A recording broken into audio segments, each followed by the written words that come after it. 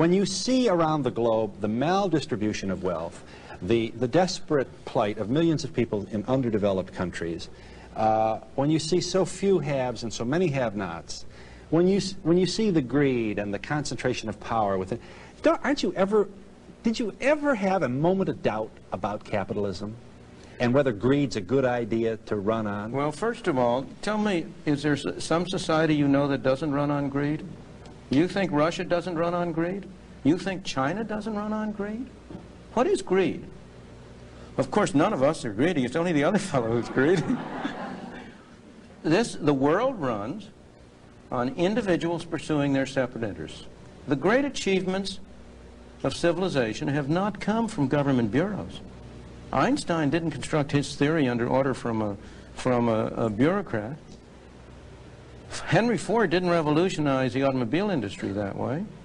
In the only cases in which the masses have escaped from the kind of grinding poverty you're talking about, the only cases in recorded history are where they have had capitalism and largely free trade.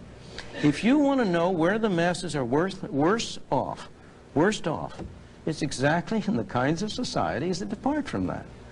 So that the record of history is absolutely crystal clear, that there is no alternative way so far discovered of improving the lot of the ordinary people that can hold a candle to the productive activities that are unleashed by a free enterprise system. But it seems to reward not virtue as much as ability to manipulate the system. And what does reward virtue? You think a communist commissar rewards virtue?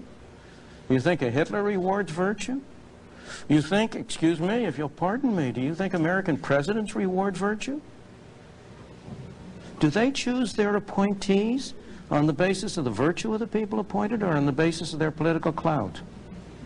Is it really true that political self-interest is nobler somehow than economic self-interest?